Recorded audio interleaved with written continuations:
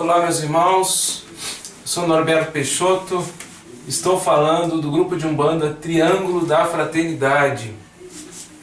Essa luz verde que vocês estão vendo aqui no nosso vídeo, nós estamos gravando na sala de magnetismo e nós usamos essa luz verde nos atendimentos, né, associados aos passes magnéticos aos atendidos.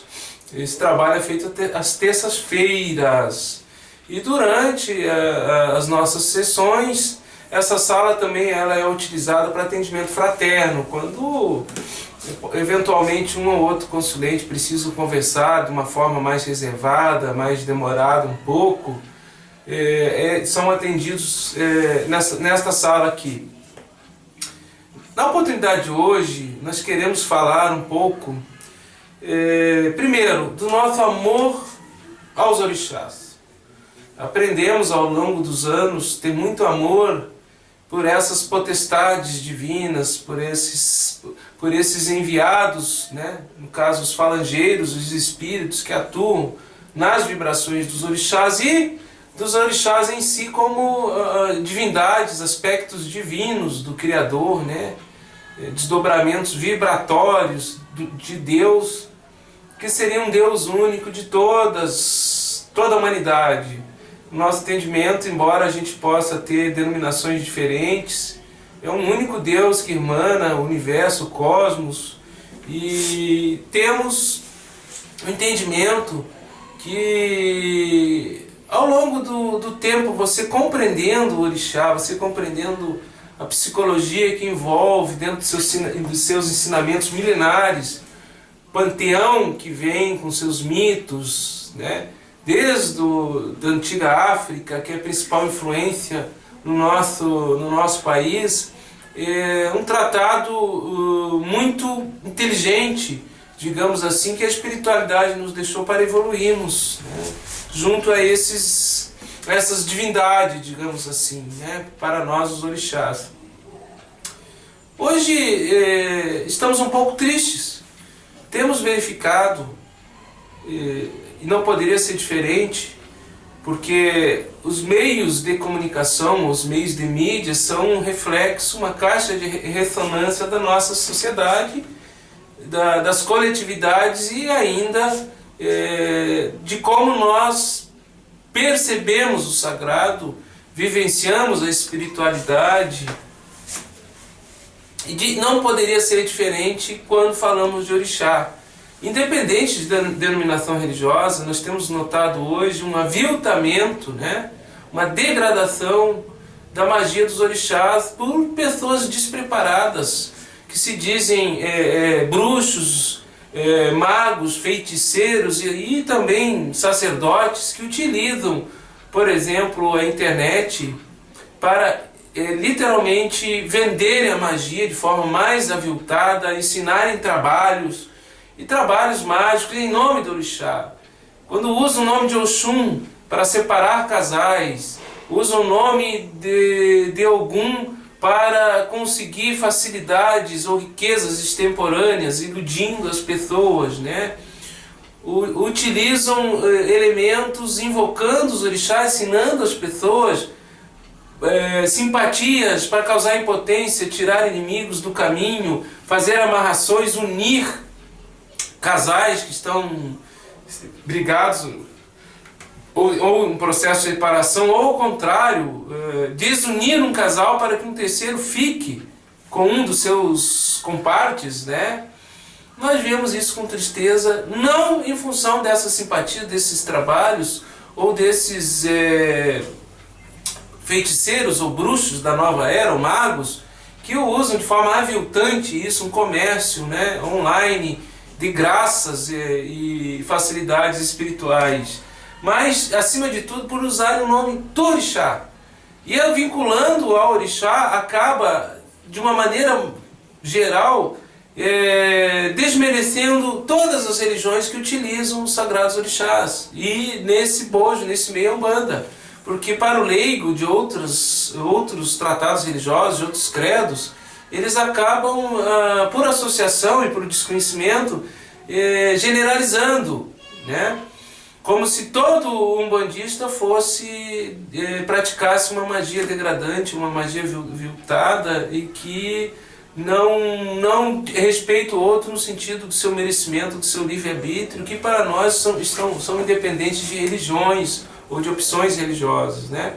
Então a você, meu caro irmão, preste atenção, observe bem, quando você faz quando você dá seu nome, sua data de nascimento, quando você paga um boleto para esses trabalhos que são feitos hoje de forma online, à distância, que efetivamente, na maioria dos casos, eles são inócuos, né? Eles servem como portas de entrada, caça-níqueis, para que você tenha interesse de um trabalho mais forte, de um trabalho mais elaborado. Aí esses magos da nova era, eles vão te dizer que você não tem um altar consagrado por orixá Y ou orixá X, e que você precisa daí pagar um valor maior para que ele sim, aí ele tendo esse altar consagrado, digamos assim, com mais força, que ele sabe mexer com esses elementos, com esses mistérios, que ele faria esse trabalho você pagando.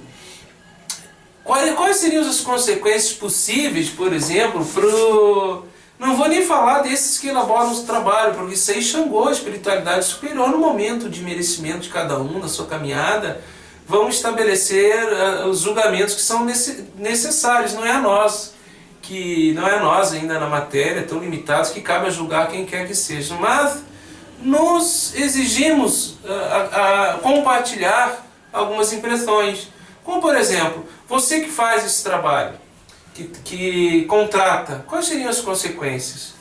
Vamos falar assim no que é mais utilizado, no que é mais hoje procurado, que são as amarrações amorosas, né?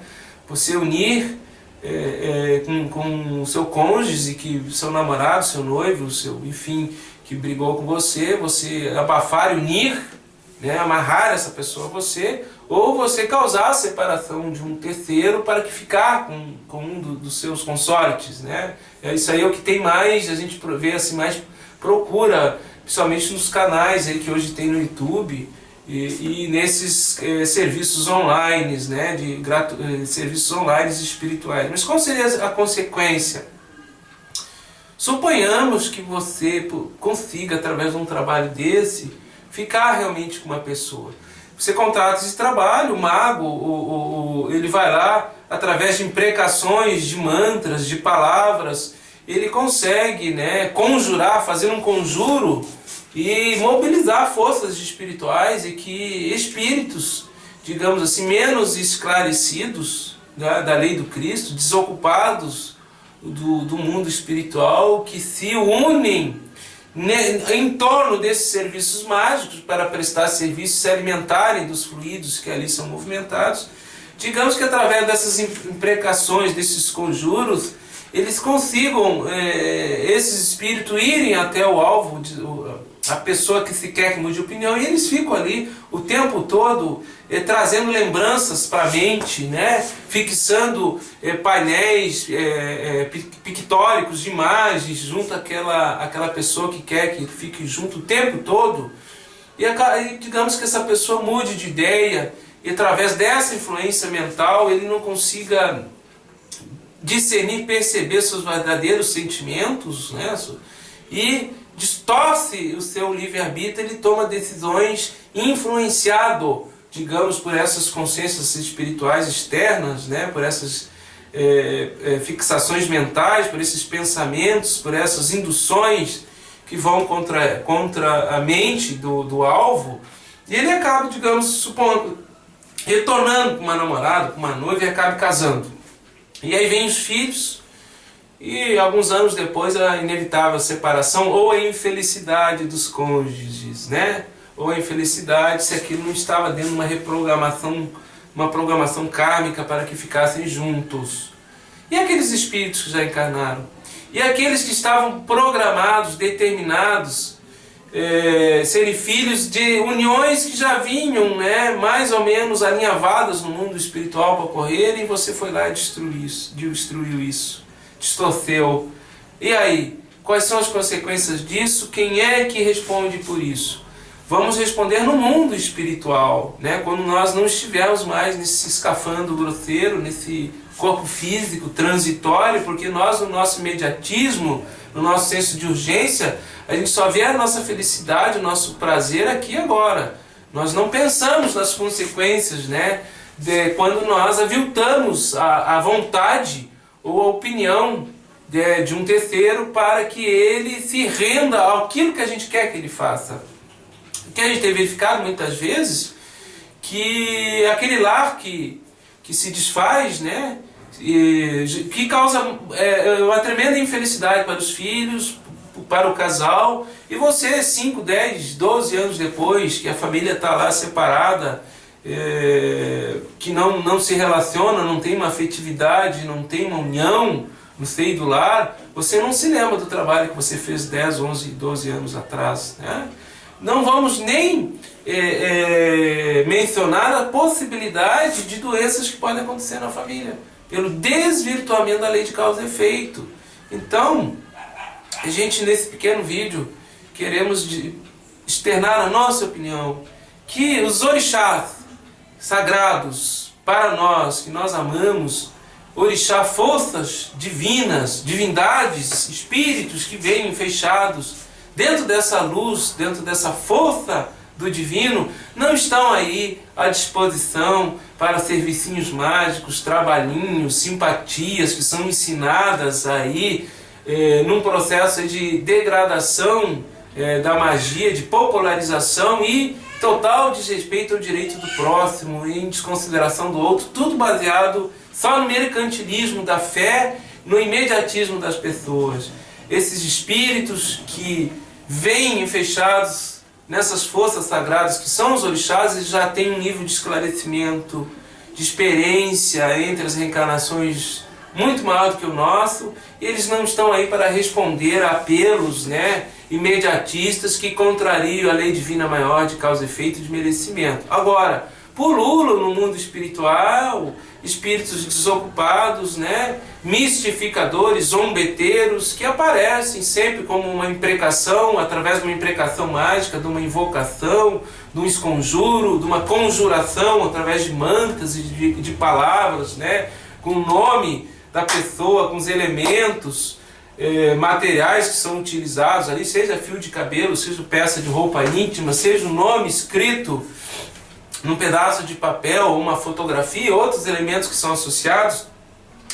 Pode-se citar o orixá, mas o orixá, enquanto força sagrada, harmonizada com as leis divinas e mantenedoras do cosmos, no nosso entendimento, não se movimentam por essas imprecações, por essas invocações imediatistas desvinculadas da lei maior divina. Ao contrário, são espíritos menos esclarecidos, oportunistas, que se vinculam ao mago, ao feiticeiro ou ao bruxo, que faz a sua imprecação, que faz a sua invocação e lhe dão assistência sempre objetivando que aquele apelo mágico ele se concretize e aumente o processo de reconhecimento do poder mágico desse sacerdote e aumentando a sua legitimidade diante dessas populações menos esclarecidas. Quer dizer, quanto mais cliente você tiver, quanto mais trabalhos feitos você tiver, quanto mais uniões que você fez através de amarrações, mais forte você é percebido, mais legitimidade te dá no mercado mágico e religioso, que é tudo em função do dinheiro. Quando é que isso vai acabar? Não sabemos. Da nossa parte, nos cabe amar com intensidade o orixá e dizer àqueles que são simpáticos ao nosso humilde e singelo trabalho, tão limitados e imperfeitos que somos na matéria, tão necessitados ainda de auxílio dele, dos orixás, que orixá é amor, orixá é equilíbrio, orixá é esclarecimento da consciência, orixá é evolução. Essa pleiade de espíritos que estão decantando seus karmas passados, né, de outras vivências na matéria, que atuam fechados na verdadeira lei de Pema, na verdadeira Umbanda, eles não se rendem a apelos imediatistas da urgência humana, da vida da matéria, e não estão aí para estarem sendo mandados, né, como despachantes para fazer trabalhos aviltantes em total desrespeito ao livre-arbítrio e merecimento das criaturas humanas. Pense, meu irmão, reflita, e quando você for dar seu nome, quando você for dar sua data de nascimento, o nome do seu parceiro, ou namorada, ou de um chefe, ou de quem quer que seja que você quer, através desses atos mágicos, desvirtuar, distorcer e subjugar a vontade de um terceiro, pense na lei de causa e efeito, pense nas consequências que você está trazendo para você, agindo dessa maneira. Que os orixás nos abençoem, que o Evangelho de Jesus, no seu esclarecimento, esteja cada vez mais nos apoiando como instrumento de trabalho para que a gente descubra as pérolas ocultas dentro de nós e a potencialidade do reino de Deus que está dentro de cada um de nós. Que Xangô nos proteja e nos guarde. Caô, cabecilê, Xangô, muita justiça, muito equilíbrio no nosso ori e na nossa corrente. A bênção de todos os orixás, que assim seja.